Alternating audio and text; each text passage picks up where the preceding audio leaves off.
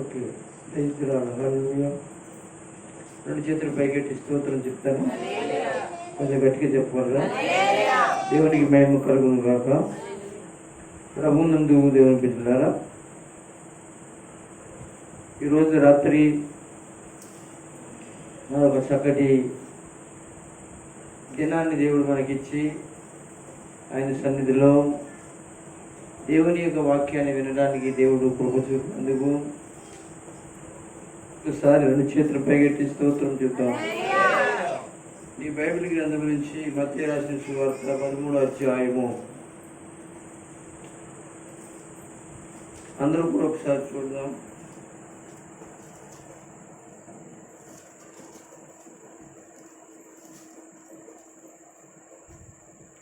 అందరూ బైబిల్ తెరిచి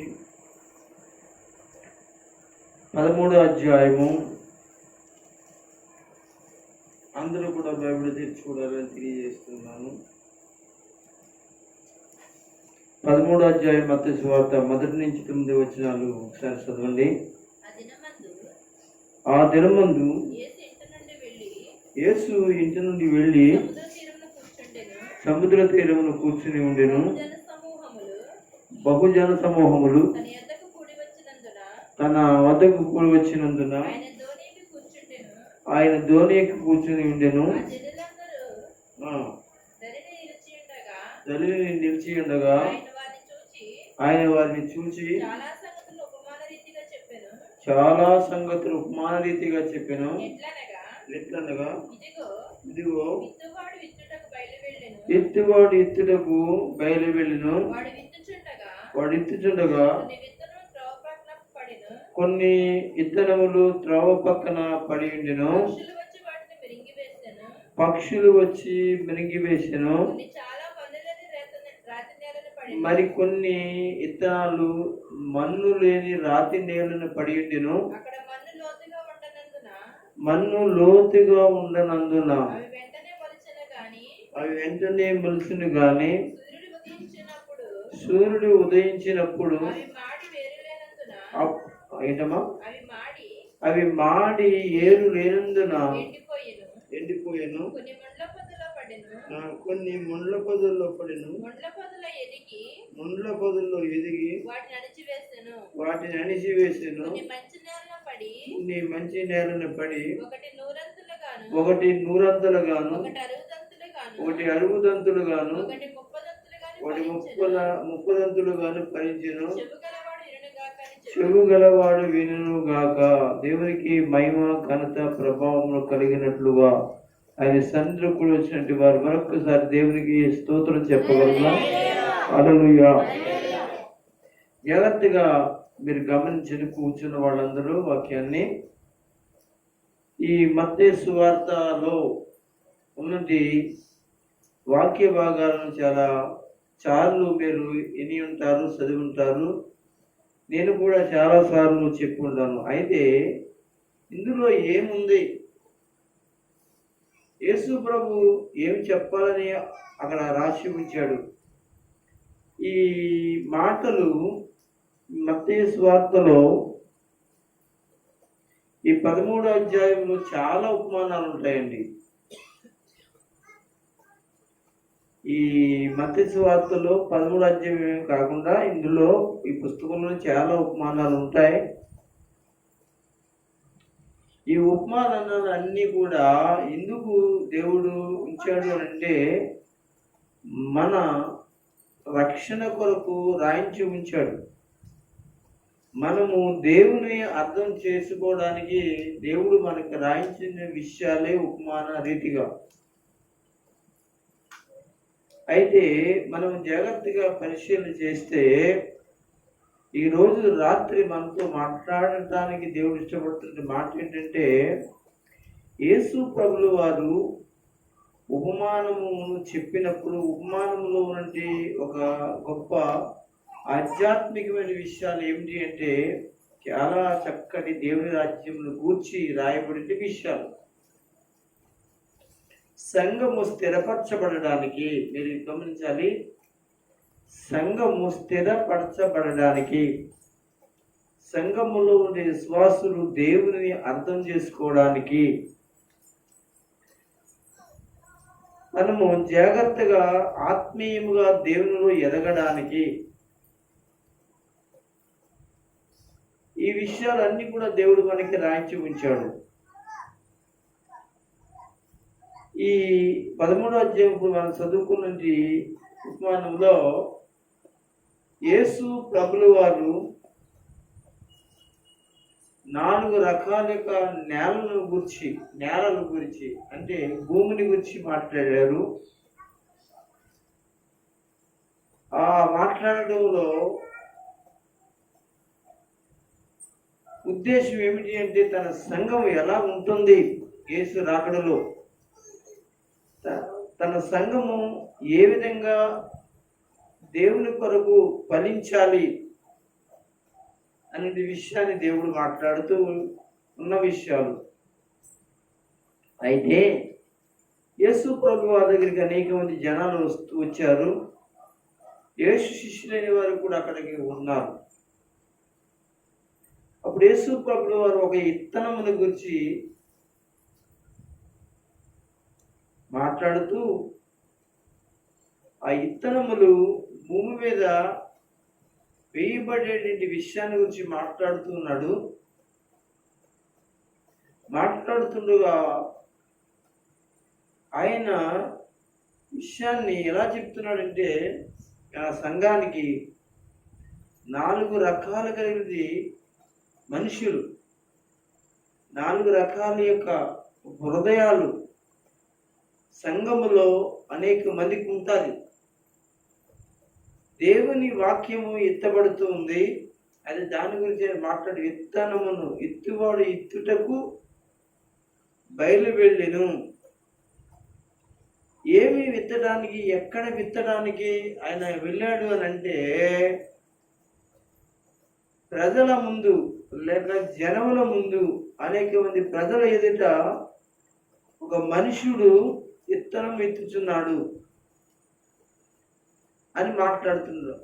ఎవరు ఆ మనుషుడు అంటే దేవుని కుమారుడైన యేసుక్రీస్తు. రానున్న దినాల్లో మళ్ళీ ఈ విత్తనములు ఇచ్చేది ఎవరు అని అంటే దేవుని యొక్క సేవకులు, బోధకులైన వారు అనే విషయాన్ని మనకి అర్థం చేసుకోవాలి. ఈరోజు రాత్రి దేవుని బిడ్డలారా మీరు గమనించండి.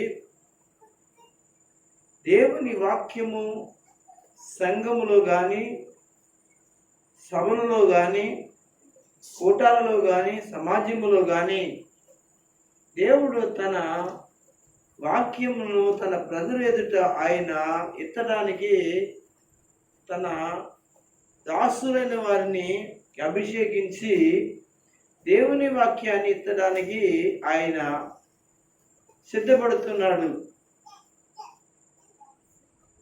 అది దాని గురించి మాట్లాడుతూ ఏమంటున్నాడంటే మనం ఒకసారి చదువుదాం. 3వ వచనాన్ని చదువుదాం. ఆయన వారిని చూచి, మీరు గమనించాలి, ఎవరైనా యేసు ప్రభుల వారు ఎవరిని చూసి, ఆయన వారిని చూచి, అక్కడికి వచ్చినటువంటి ప్రజలందరినీ చూసి, ఇక్కడ పై 1-2 వచనాల్లో ఎవరనేది మనం అర్థం చేసుకుంటే ఆ దినమందు యేసు ఇంట నుండి వెళ్ళి సముద్ర తీరమున కూర్చుని ఉండెను. యేసు ఇంట నుండి వెళ్ళి సముద్ర తీరమున కూర్చుని ఉండెను. యేసు ప్రభులు వారు ఆ రోజున ఇక్కడ రాయబడిన మాటల ప్రకారంగా ఆయన ఇంట నుండి బయటికి వచ్చి సముద్ర తీరానికి వచ్చాడు. ఇందుకు అక్కడికి ఆయన వచ్చాడంటే అనేక ప్రజలు అక్కడ కూడుకోబోతున్నారు, అనేక జనములు అక్కడికి రాబోతున్నారు. వచ్చిన వ్యక్తులకి ఆయన చెప్పబోతున్నది సంగతులను యేసు ప్రభులు వారు మాట్లాడడానికి అక్కడికి వెళ్ళారు. వెళ్ళినప్పుడు అక్కడ ఏమైంది అంటే 2వ వచనంలో బహుజన సమూహములు తన వద్దకు కూడినందున గమనించాలి దేవుని బిడ్డలారా. ఇప్పుడు చూడండి, ఎలాగైతే మనం ఈ రాత్రి కూడుకున్నామో, ఈ రాత్రి ఏ విధంగా అయితే మనం కూడుకుని వాక్యం వినడానికి సిద్ధపడ్డామో, యేసు ప్రభులు వారు ఆయన ఎక్కడికైతే వచ్చాడో అక్కడికి వచ్చినప్పుడు అనేక జనములు వచ్చి కూడుకోవడం మనం గమనిస్తాం. మరి అపోస్తలులు కూడా అలాగే, లేక యేసు శిష్యులైన వారు కూడా వారు ఎక్కడైనా దేవుని వాక్యాన్ని అందించాలని సిద్ధపడినప్పుడు అక్కడికి ప్రజలు ఆ సేవకులు ఉన్నటి చోటికి వచ్చి కూడి వచ్చి అక్కడ కూర్చుని ఉన్నప్పుడు యేసుక్రీస్తు కూర్చున్నటి విషయాలు, దేవుని రాజ్యమును కూర్చున్న సంగతులు, దేవుని యొక్క మారు మనసు గురించి, దేవుని యొక్క వాక్యములో మనము మార్చబడి మారు మనసు పొందేటి విషయంలో వాక్యము ద్వారా ఆ సేవకులైన వారు కూడి వచ్చిన వారితో మాట్లాడుతుండేవారు. అలాగే యేసు ప్రభుల వారు కూడా ఇక్కడ కూడి వచ్చినందున ఆయన దోణి ఎక్కి కూర్చుని ఉండెను. ఆ జనులందరూ కూడా దరిని నిలిచి ఉండగా యేసు ప్రభుల వారు సముద్రములో ఆయన దోణి ఎక్కి లేక ఆ లోనికి వెళ్ళారు. సముద్ర తీరాన్న ప్రజలందరూ కూడా గట్టి మీద వాడు ఏం చేశారంటే, జనాలు ఎక్కువగా ఉన్నారు కనుక యేసుక్రీస్తు ప్రభులు వారు ఆయనకున్నది చక్కటి అలవాటు ఏంటంటే, జనములు ఎక్కువగా ఉంటే నది తీరాన్న ఆయన దోణి ఎక్కడము, పడవ ఎక్కడము, ఆయన ఎక్కి ఆ సముద్రంలోనికి వెళ్ళి అంత దూరం వెళ్ళి మరి ఒడ్డులో నుండి లేక అక్కడ నుండి ప్రజలు ఎవరైతే ఉన్నారో వారందరికీ దేవుని యొక్క వాక్యము అందించేటి విషయాన్ని బైబిల్ గ్రంథంలో చూస్తాం. అలా ఇక్కడ కూడా అదే జరుగుతుంది. ఆయన దోణికి కూర్చుని ఉండెను. ఆ జనులందరూ కూడా దరి నిలిచి ఉండగా ఆయన 3వ వచనంలో వారిని చూచి చాలా సంగతులను రైతులారా, హల్లెలూయా. యేసునందు దేవుని బిడ్డలారా, యేసు ప్రభులు వారు ప్రజలు అతని దగ్గరికి వచ్చినప్పుడు ఆయన వారికి చాలా సంగతులు నేర్పించేవాడు, చాలా సంగతులు ఆయన బోధించేవాడు. కనుక ఈరోజు రాత్రి మనము కూడా దేవుని యొద్దకు వచ్చినప్పుడు, దేవుని చెంతకి చేరినప్పుడు అనేక సంగతులను మనము నేర్చుకోవడానికి, అనేక సంగతులను దేవుని యొక్క మాటలు వినడానికి మనము కూడి ఆయన పాదాల దగ్గరికి రావాలి. ఆయన పాదాల దగ్గర కూడి వచ్చిన వారితో ఆయన ఏం చేస్తాడంటే దేవుని వాక్యాన్ని తెస్తాడు. ఆయన పాదాల దగ్గర కూర్చున్న వాడు, లేదా ఆయన వాక్యం వినడానికి ఇష్టపడిన వారు, దరికి చేరిన వారిని దేవుడు వాక్యం ద్వారా ఆయనతో మాట్లాడి వారికి వాక్యం ద్వారా వారి యొక్క హృదయాలను దేవుని యొక్క వాక్యము చేత మార్చబడే మాటలను ఆయన అందిస్తాడు. దేవుని సన్నిధికి రాకుండా, దేవుని సన్నిధిలో కూర్చుండకుండా, దేవుని సన్నిధిలో ఆయన మాటలు వినకుండా ఎవరు మార్చబడలేరు. దేవుని వాక్యమే మనుషుల యొక్క హృదయాంతరంగాలను మార్చేది. ఎందుకంటే మనిషి యొక్క హృదయంలో అనేకమైన సంగతులను, అనేక విషయాలు ఉంటాయి. మారడానికి అవకాశం లేని పరిస్థితులు మనకు ఉంటాయి. ఎందుకంటే మనిషి యొక్క హృదయం అంతా కూడా పాపముతోనూ, ఈ లోకమును ఆశలతోనూ, ఈ లోక సంబంధమైన ఉద్దేశాలతో ఉండటం వలన తొందరగా మార్చబడే అవకాశము ఉండదు. మనుషుల మాటలు ఎవరిని మార్చడానికి అవకాశం ఉండదు. దేవుని వాక్యమే మార్చబడుతుంది. అది దేవుడు అయిన యేసు మాట్లాడినా, దేవుని సేవకులైన వారు మాట్లాడినా, ఎవరు మాట్లాడినా. కనుక ప్రియమైన దేవుని బిడ్డలారా,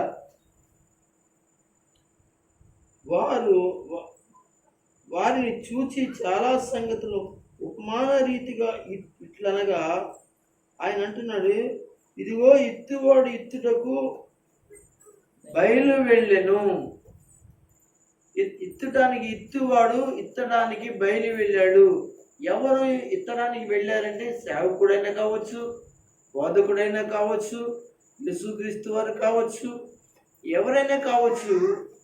వారి మీద పరిశుద్ధాత్మ దేవుడు ఉంటాడు కనుక ఆ పరిశుద్ధాత్మ దేవుడు దేవుని వాక్యము అనేటువంటి మాటలను ఎత్తడానికి అనేక హృదయాలలో ఉన్నటువంటి పాపమును బయటికి విడుదల పొందడానికి, లేక వాటి నుంచి విడిపించి యేసుక్రీస్తు రక్షణ నడిపించడానికి, మంచి మార్గం నడిపించడానికి మంచి బోధకులైన వారు, యేసు ప్రభు లాంటి మంచి బోధకులైన వారు ఎత్తడానికి వెళుతూ ఉన్నారు. వెళుతూ ఉంటే అనేక మంది ఈ రోజున సభలలో కానీ, సంఘాలలో కానీ, ఆయా మీటింగుల్లో కానీ కూర్చుని అనేక మంది వింటున్నారు. కొంతమంది వింటున్నటువంటి వాక్యం ఎలా ఉంది అని అంటే, వారి హృదయాలలో ఎత్తబడుతున్న వాక్యము పక్కన పడుతూ ఉంది, దారి పక్కన పడుతుంది అనేటువంటి ఇక్కడ విషయాన్ని తెలియజేస్తున్నాడు. ప్రియులారా, ఆ యొక్క వాక్యమును చూడగా రెండవది ఏమిటి అని అంటే దేవుని బిడ్డలారా మీరు గమనించండి. రాతి నేలను పడుతుంది మరొక నేల. ఒక నేల దారి పక్కన పడిన విత్తనము పక్కన పడిన నేల, ఆ పక్కన పడిన నేలలో త్రోవ పక్కన పడిన నేల. రెండవది మరొక నేల రాతి నేల. ఈ రాతి నేల అనే మాట కనబడుతుంది. మూడవది ముండ్ల పొదల్లో ఉన్నటి నేల అని మనకి వాక్యంలో మనకి చెప్పబడుతున్న విషయం. ప్రియమైన దేవుని బిడ్డలారా మీరు గమనించండి. దేవుని లేఖనం ఏమి చెప్తుంది అంటే, దేవుని మాటలు ఏమి చెప్తున్నాయి అని అంటే, దారి పక్కన నేల, రాతి నేల, రెండోది ముళ్ళ తుప్పలో ఉండే నేల, నాలుగవది మంచి నేల అని చెప్తున్నాడు. వీటికి అర్థం ఏమిటి, దీని భావం ఏమిటి? ఈ విషయాన్ని యేసు ప్రభువు వారే చాలా చక్కగా వివరించి చెప్తారు. మనం చాలా గమనిద్దాం. దేవుని బిడ్డ మీరు గమనించండి. ఇదే అధ్యాయంలో యేసు ప్రభువు వారు ఆయన మాట్లాడుతూ అంటాడు, తీయండి అందరూ కూడా బైబిల్, మత్తయి సువార్త 13వ అధ్యాయము 13వ వచనం నుంచి ఒకసారి మనం చదివితే మనకు అర్థమవుతుంది. ఇందు నిమిత్తము నేను ఉపమాన రీతిగా వారి బోధించుతున్నాను.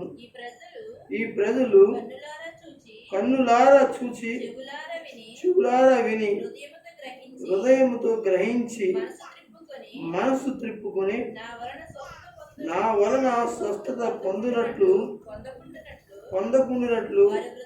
వారి హృదయం కుప్పుతో నిండి ఉన్నది. వారి చెవులు వింటున్నారు కానీ వారి యొక్క చెవులు మందముగా ఉన్నవి. వారి కన్నులు మూసుకు తెరిచి ఉన్నారు కానీ మోసపడినట్టు ఉన్నది. కానీ కనుక మీరు వినే మట్టుకు వింటారు కానీ గ్రహించరు, గనుక చూచి మట్టుకు చూస్తారు కానీ ఎంత మాత్రం తెలుసుకున్నారు. కనుక యెషయా మాట్లాడిన ప్రవచన ప్రకారంగా ఈ విషయము వాక్యము వీరి విషయమై నెరవేర్చబడుతుంది అని ఆయన మాట్లాడుతూ, అయితే మీ కన్నులు చూస్తున్నవి కానీ అవి ధన్యములైనవి, మీ చెవులు వినిచున్నవి కానీ ధన్యములైనవి. అనేక ప్రవక్తలు నీతిమంతులను మీరు చూచి వాటిని చూడగోరియు చూడకపోయిరి, మీరు మీరు ఇన్ని వాటిని వినగోరియు వినకపోయిరని మీతో మీతో నిశ్చయముగా చెప్తున్నాను. నిశ్చయముగా చెప్తున్నాను. అందరూ గమనించండి. ఇక్కడ మీరు చూచున్న సంగతులు కానీ ఇనిచున్న సంగతులు కానీ మీరు చాలా ధన్యములు, మీరు వింటున్నారని చెప్పి అక్కడ ఉన్న ప్రజలకు కానీ అక్కడ అపోస్తులు కానీ చెప్తున్నారు. అయితే అంతకుముందు ప్రవక్తలైన వారు ఇలాంటి విషయాలను వారు బోధించారు. వారి కన్నులతో చూడలేదు కానీ అనేక విషయాలు చెవులతో వినలేదు. కానీ వారికన్నా మీరు చాలా ధన్యులు అని చెబుతూ మాట్లాడుతూ ఈ ఉపమాన భావాన్ని గురించి, ఈ ఉపమానాన్ని అర్థం ఏమిటి అనే విషయాన్ని గురించి ఆయన మాట్లాడుతూ ఆ యొక్క ప్రజలకు తన శిష్యులైన వారికి బోధించే విషయాన్ని ఈ యొక్క 18వ వచనం నుంచి మనం చదువు వినగలుగుతాం.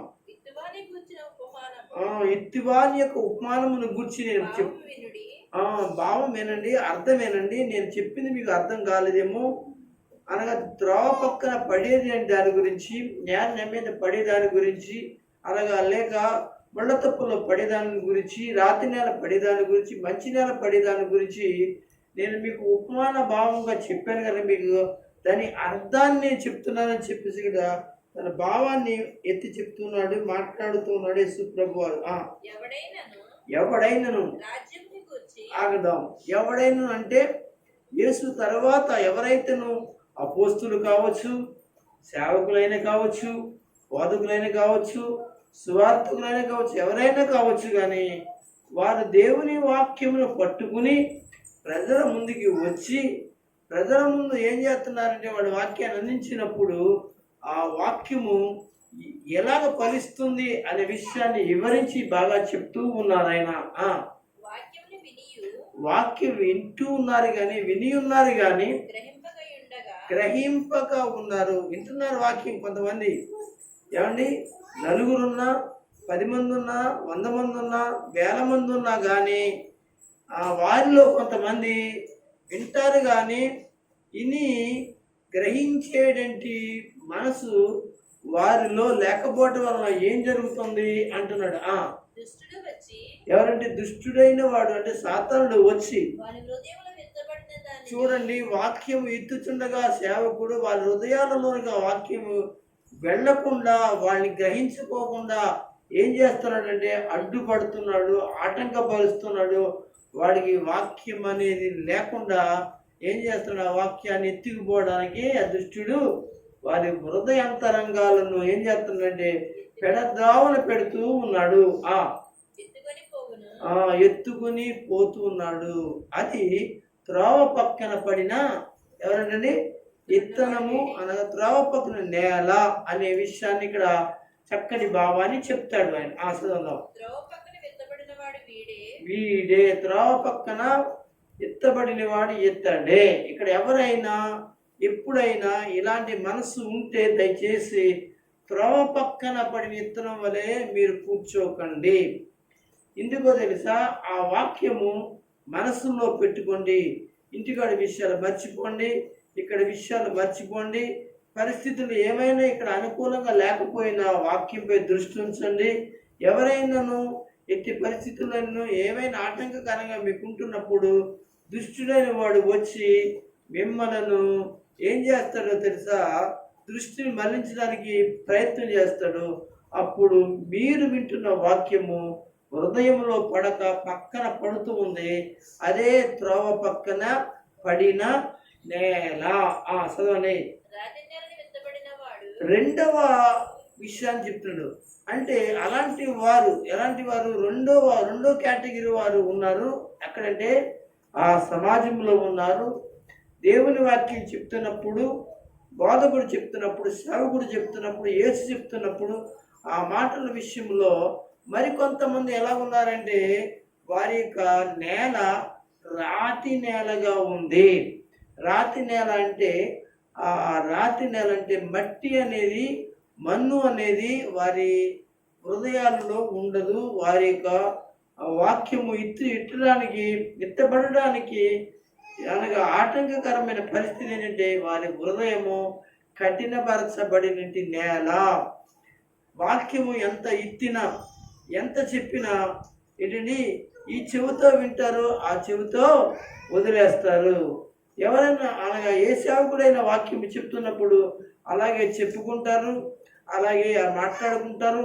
మనకింతకులే మనం మారే పరిస్థితులలో మనము మన జీవితాలు దేవుని కొరకు ఇష్టపడేటువంటి జీవితాలు లేకుండా ఉండేటువంటి వారి యొక్క మనసులు ఎలాంటి అంటే నేల ఎలా ఉంది అంటే రాతి నేల అని చెప్తాడు. చదవండి.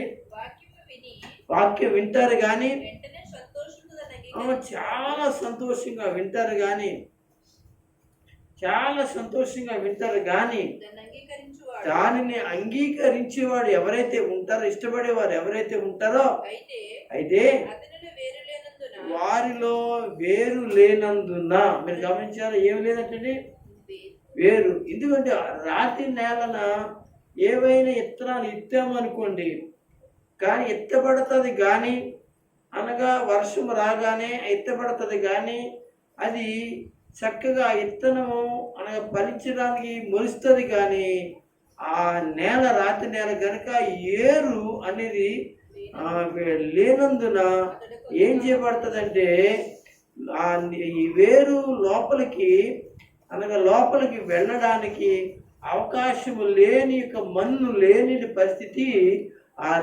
రాతి నేల ఉంది.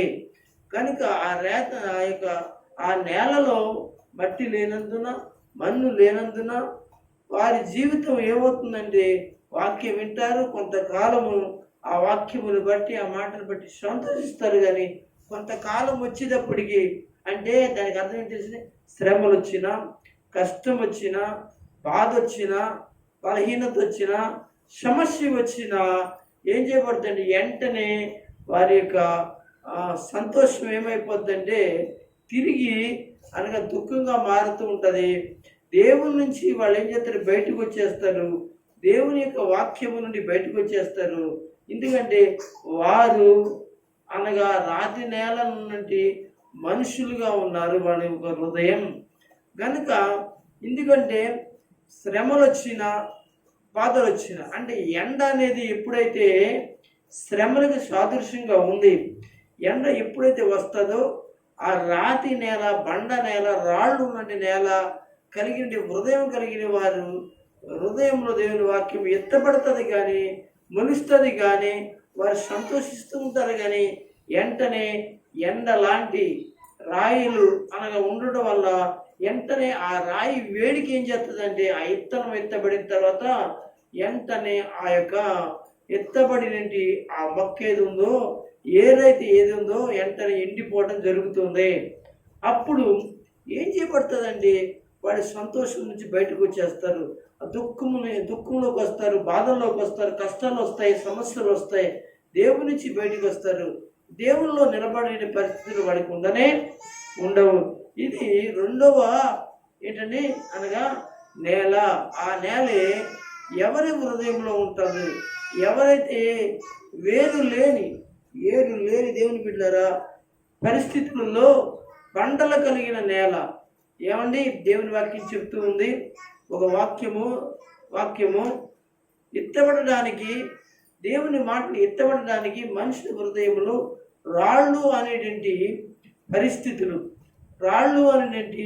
పరిస్థితులు అనగా లేకపోతే బండలోని పరిస్థితిని వాటిని ఏం చేసుకోవాలంటే తీసివేసేసుకోవాలి. లేకపోతే సేవకుడైన వాడు, పరిశుద్ధాత్ముడైన వాడు దేవుని వాక్యాన్ని ఎత్తడానికి దేవుడు చూస్తున్నప్పుడు అప్పుడు ఏం జరుగుతుందంటే ఆ వాక్యాన్ని వేసుకుంటావు కానీ ఆ బండ ఉండటం వల్ల ఏం చేయబడుతుందంటే నీవు ఎత్తబడలేవు, ఫలించలేవు. ఇర్మియా గ్రంథంలో 4వ అధ్యాయంలో మొదటి 2-3 వచనాలు మనం చదివితే అక్కడ ఇశ్రాయేలీలు లేకపోతే యూదా ప్రజలు అయిన వాళ్ళు అనగా దేవుని యొక్క వాక్యమును ఎత్తడానికి అనగా పరిశుద్ధాత్ముడు ఆయన సిద్ధపడుతుంటే అనగా ఇశ్రాయేలీలలో లేక యూదులలో యెరూషలేము ప్రజలలో ఏముంది అని అంటే వారి హృదయము రాతి నేలగా ఉంది అని చెప్తాడు. చదువుదాం. అమ్మ 4వ అధ్యాయం మొదటి నుంచి చదవండి. యెహోవాకు చదవండి. ఇశ్రాయేలు ఇశ్రాయేలు నీవు తిరిగి రానుద్దేశించిన యెడల ఆ, నా యొద్దకే రావలెను. ఆ, నీ విటువాటు తిరుగుట మాని ఆ, నీ హేగిరీలను ఆ, నా సన్నిధి నుండి తొలగించి ఆ, సత్యమును బట్టి ఆ, న్యాయమును బట్టి ఆ, నీతిని బట్టి ఆ, యెహోవా జీవముతోటి ప్రమాణం చేసిన యెడల అవును, జనములు ఆయన యందు తనకు ఆశీర్వాదం కలుగునందున ఆ, ఆయన యందు అతిశయపడుదురు. అవును. చదవమ్మా. యూదా వారికిని యూదా వారికిని యెరూషలేము నివాసులకు గమనించండి, ఇక్కడి నుంచి మీరు గమనించాలి. ఇది ఎన్నో వచనమ్మా? 3వ వచనం అండి. యూదా వారికిని ఎవరంటే యెరూషలేము నివాసులు అంటే దేవుని ప్రజలైన వారందరికీ యెహోవా ఇలాగ సెలవిచ్చుచున్నాడు. దేవుడు చెప్పుతున్న మాట ఏమిటి అంటే ముండ్ల పొదల విత్తనములు ముళ్ళ పొదల్లో గాని ఇత్తనాలు అనగా రాళ్ళు ఉన్నంటి నేలను ఇత్తనాలు ఎత్తబడుతున్నటి విత్తనాలు ఎవరైతే అలాంటి హృదయాలు ఉన్నాయో చల్లక మీ బీడు భూముల దున్నడి. మీ బీడు భూములు అంటే అనగా రాళ్ళు చేత ఉన్నంటి అనగా తుప్పల చేత ఉన్నంటి పరిస్థితుల్లో కలిగిన మనస్సులను ఏం చేసుకోవాలంటే దున్నండి. దేవునికి స్తోత్రం కలుగును గాక. దేవుని వాక్యము చెప్పినప్పుడు మీ హృదయాలను దేవుడు తన సేవకుల ద్వారా ఏం చేస్తాడంటే వాక్యం చేత దున్నుతూ ఉంటాడు. కొంతమందికి ఆ హృదయాల్లో వాక్యము చేత మనస్సులన్నీ కూడా ఏమైపోతాయంటే అనగా అనగా వారికి ఉన్నటి పాపము, శాపము, అక్రము, అన్యాయము, అవినీతి ఏదైతే ఉందో అవన్నీ రాళ్ళు లాంటి బండలు లాంటి అవన్నీ కూడా వచ్చేస్తాయి. అలాంటివి ఉన్నప్పుడు దేవుని బిడ్డలారా ఎంత ఎత్తినా ఏమి చేసినా అదే చెప్తాడు. అక్కడ చదువుదాం. యూదా వారికిని యెరూషలేము నివాసులకును యెహోవా ఇలాగ సెలవిచ్చుచున్నాడు. అవును. ముళ్ళ పొదల విత్తనములు చల్లక మీ బీడు పొలములు దున్నుడి. అవిధేయులై ఇండుట మానుకుని మీ దుష్టక్రియలను బట్టి ఎవడును ఆర్పివేయనంతగా నా ఉగ్రత అగ్ని వలె కాల్చుకుంటున్నట్లు యూదా వారులారా యెరూషలేము నివాసులారా సరిపోతుందండి. ఇక్కడ దేవుని బిడ్డలారా ఇలాంటి పరిస్థితి కలిగిన వాళ్ళు సంఘాల్లో కానీ సమాజంలో కానీ ఉన్నట్లయితే దేవుని యొక్క వాక్యం చెప్తుంది అనగా బండ మీద అనేటువంటి ఆ నేల కలిగిన వారు ఎవరుంటే ఆ బండలను ఏం చేసుకోవాలంటే అనగా ఆ యొక్క మనసు నుండి ఆ యొక్క బండలు అనేటువంటి పరిస్థితుల నుంచి తీసివేసుకుని ఆ యొక్క రాళ్లను తొలగించుకొని విత్తనములు ఇచ్చేటువంటి వారిగా ఉండాలని వాక్యం మనకి చెప్తుంది. ఈ యొక్క వాక్యములో చెప్పబడుతున్న మాట ఏమిటి అంటే ఈ నేలన పడినటువంటి విత్తనాల పరిస్థితుల గురించి మాట్లాడుతూ ఉన్నాడు దేవుడు. చదువుదాం. అమ్మ బండ్ ఇది దాని ముందు ఇక్కడ 19 వచ్చిన కింద రాతి నేలను గురించి వచ్చాడు. వాక్యం విని వెంటనే సంతోషంతో అంగీకరించేవాడు. అయితే అతనిలో వేరు లేనందున అతడు కొంతకాలం నిలిచిన గాని వాక్యము నిమిత్తము శ్రమ అయినను హింస అయినను కలగగానే అభ్యంతరపడి ఏం చేస్తాడు అని అంటే వెంటనే దేవుని నుంచి తొలగిపోతాడు. అంటే దానికి అర్థం ఏమిటి అంటే అతనికి ఏరు అనగా మలవలేదు, ఏరు లోతుగా వెళ్ళలేదు. ఏంటంటే వాళ్ళు ఎలా ఉన్నారంటే రాతి బండలుగా అనేటి మనసుతో ఉన్నారు. ఇక్కడ 3వ విత్తనాల గురించి మాట్లాడుతూ ఆయన మాట్లాడుతున్న మాట ఏమిటంటే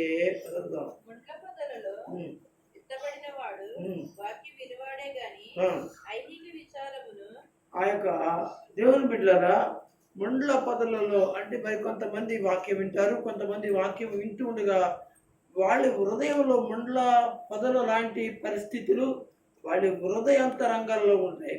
ఎత్తబడుతుంది వాక్యము. ఆ యొక్క ముళ్ళ పొదలో నుంచి కిందకి నేల మీదకి వెళ్తుంది, కానీ ఆ ఇత్తనం ఇస్తుంది, వర్షం వస్తుంది, ఆ మొక్క వస్తుంది, కానీ ఆ మొక్కలు ఎదుగుతూ ఉంటూ ఉండగా ఆ ముళ్ళ పొదలు ఏవైతే ఉన్నాయో ఎత్తబడుతున్నటువంటి వాక్యము, ఎత్తబడినటువంటి ఆ ఇత్తనము ఏదైతే ఆ చెట్టు ఏదైతే ఉందని భరించడానికి ఏదైతే ఉందో అది పైకి రావడానికి అవకాశం లేకుండా ఉంచబడ్డాయంటే ముళ్ళ పొదలు ఉంచబడ్డాయి, తుప్పలు ఉంచబడ్డాయి, ఎదగడానికి అవకాశం లేకపోయింది. అంటే మనుషులు ఎలా ఉన్నారంటే అలాంటి మనసు కలిగి, పరిస్థితులు కలిగి, తుప్పలు కలిగి ఉండటం వలన ఫలించలేకపోతున్నా. ఐక్య విచారము ఇంకేంటన్నాడు, ధనమోహమును ఆ వాక్యం ఏం చేస్తే ఈ లోక సంబంధంగా అనగా రకరకాల ఏమంటే పరిస్థితులను, ఈ లోక సంబంధమైన ఆశలు అనగా వాక్యమును అడ్డుగా ఉండటం వల్ల వాడు భరించలేని పరిస్థితులు వారి అనగా జీవితాలు ఏమైపోతున్నాయి, అణిచివేయబడుతున్నాయి. దేవుల్లో ఎదగలేకపోతున్నారు. ప్రియులారా, ఈ రాత్రి నేను చెప్పేది ఏంటంటే, నీకు అలాంటి మనసు ముళ్ళ లాంటి, తుప్పల లాంటి అనగా అణిచివేసి, వాక్యమును అణిచివేసి, వాక్యముని లేకుండా చేసేటి మనసు నీకు ఏదైనా ఉంటే ఈ రాత్రి అవన్నిటినీ కూడా ఇదిగో దేవుని వాక్యము చేత వాటిని దున్ని వేసుకోనండి. ఆ వాటి నుంచి పెరికి వేసుకోండి. చక్కగా మంచి నేలను దున్ని నేలగా మీ నేల అనగా తుప్పలు లేని, అనగా మరి చెట్లు లేని అనగా నేలగా ఉండాలని వాక్యం సెలవిస్తుంది. అలాంటి వాళ్ళు మాత్రమే ఫలిస్తారు. అలాంటి వాళ్ళు మాత్రమే ఆ వాక్యము చేత జీవిస్తారు. కనుక ఈ మూడవ మరి ఎత్తబడిన పరిస్థితులు మనం చూసినప్పుడు అలాంటి వాళ్ళు ఎవరైతే ఉంటారో ఇలాంటి ధనమోహము, ఈ లోక సంబంధమైన పరిస్థితులు ఎప్పుడు చూసినా అనగా దేవుని వాక్యముల కన్నా, దేవుని యొక్క మాట కన్నా, దేవుని కన్నా ఎక్కువగా ధనాన్ని ఉంచుతారు. ఈ లోకాన్ని వారి హృదయాన్ని ఉంచుతారు. ఈ లోక సంబంధమైన ఆశలను వారి హృదయంలో ఉంచుతారు. కనుక వాక్యము వారి హృదయంలోకి వెళ్లకుండా ఆఫ్ చేయడానికి గల కారణం ఏంటంటే ఇలాంటి తుప్పలు, ముళ్ళు, చెట్లు ఉండటం వలన పరిస్థితులు అభ్యంతరకరంగా ఉంటున్నాయి. ఈ నాలుగవది యొక్క విత్తనాన్ని మనం చదువుదాం. అది మంచి నేల ఎత్తబడి చక్కటి నేల అంటండి. వాక్యము విని అంటే ఆ మనుషులు ఏం చేయబడుతుందంటే వాడి హృదయం మంచిగా ఉంచుకున్నారు, పాపకర్మశాలను కడిగి వేసుకున్నారు.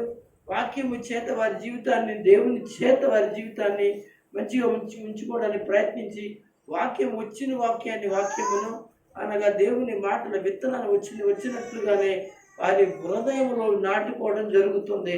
అలాంటి వాళ్ళ యొక్క వాక్యము, వాళ్ళ యొక్క హృదయము ఏం చేయబడుతుందంటే వాక్యము చేత ఆ యొక్క నేలలో ఎత్తబడుతున్నట్టు మంచి నేలగా మనం చూస్తాం. అటు వాడు ఏమవుతారని సఫలులు అవుతారు. ఒకడు 100 ఒకడు 60 వారు 30 ఫలిస్తారు. ప్రైజ్ ది లార్డ్, హల్లెలూయా. మీరు గమనించారా అనే విషయాన్ని తెలియజేస్తున్నాడు. ఏమండి, మంచి నేల అంటే ఏమిటో, ముండ్ల తుప్పల్లో పడిన నేల అంటే ఏమిటో, అలాగే రాతి నేల అంటే ఏమిటో, అనగా త్రోవ పక్కన పడిన విత్తనాలు అంటే ఏమిటో ఈ 19వ వచనం నుంచి చక్కగా దాని భావాన్ని, అర్థాన్ని చెప్పాడు. సంఘములో, సమాజములో ఇలాంటి పరిస్థితులు కలిగిన వాళ్ళు ఎవరైనా ఉంటే ఉండకూడదని దేవుని వాక్యము చేత ఏం చేయాలో తెలుసండి, వీటన్నిటి కూడా పిరికి వేసుకుని మంచి నేలన పడిన విత్తనాలు ఏంటని 100 కొంతమంది, మరికొంతమంది ఏమో 60 మరికొంతమంది 30 ఫలిస్తారు. సంఘములో ఈ 3 కేటగిరీ వాళ్ళు ఉంటారు. అనగా ఫలించడం వచ్చేటప్పటికి 30 ఉండేవాళ్ళు కూడా ఉంటారు. వారు మంచిగా అనగా ఫలిస్తారు. 60 ఉండేవాడు కూడా కొంతమంది ఫలిస్తారు. అనగా సంపూర్ణంగా 100 ఫలించే వాళ్ళు సంఘములో దేవుడు వాళ్ళ యొక్క హృదయాంతరంగాల్లో దేవుని కొరకు బ్రతికేటి బ్రతుకులు వారి దేవుని కొరకు సమర్పించుకుని ఉంటారు. కనుక ప్రియమైన దేవుని వారులారా, ఈ రాత్రి నేను చెప్పే మాట ఏంటో తెలుసండి, మీరు ఏ నేలలాగా ఉన్నారు, ఎలాంటి నేలగా మీరు ఉండాలనుకుంటున్నారు, దయచేసి ఉండాలనుకుంటే 100 60 30 ఫలించేటట్టు నేలగా మీరు ఉండాలని పరిశుద్ధాత్ముడు కోరుచు ఈ రోజున మిమ్మల్ని దేవుడు తన వాక్యం చేత మిమ్మల్ని హెచ్చరించు ఆయన రాకడ కొరకు మీరు సిద్ధపడాలని తెలియజేస్తూ ఈ మాటలు మీ జీవితంలో ఫలించాలని యేసుక్రీస్తు ప్రభువు వారు చెప్తుండగా మీరు ఫలించండి, అభివృద్ధి పొందండి, నూరంతలుగా దేవుని కొరకు సిద్ధపడండి. మీరు ఫలించడం వలన వాక్యం చెప్తుంది, మీరు ఫలించడం వలన నా తండ్రి మహిమపరచబడుతున్నాడు. అంటే సంఘంలో ఎవరైతే ఫలిస్తారో, అలా ఎవరైతే దేవుని కొరకు బ్రతికి మంచిగా ఉంటూ ఉన్నారో వారి ద్వారా తన తండ్రి అంటే యేసు క్రీస్తు వారి యొక్క తండ్రి, మన తండ్రి అయిన దేవుడు మహిమపరచబడుతున్నాడు. నీ ద్వారా మహిమపరచబడాలంటే ఫలించు, అభివృద్ధి పొందు. నీ ద్వారా అనేక మంది ప్రభు దగ్గరికి రావాలి అంటే దేవుని కొరకు ఫలించేటి మొక్కగాను, ఫలించేటి విత్తనముగాను, ఫలించేటి కొమ్మగాను నీవు ఉండాలని తెలియజేస్తూ ఆయన రాకడ కొరకు సిద్ధపడమని దేవుడు ఈ మాటలు మీ జీవితంలో ఆశీర్వాదకరంగా ప్రభు చేసి ఫలించును కాక. ఆమేన్. అందరూ ఒకసారి 2 చేతులు పైకెత్తి స్తోత్రం చెప్పండి, గట్టిగా చెప్పండి. హల్లెలూయా.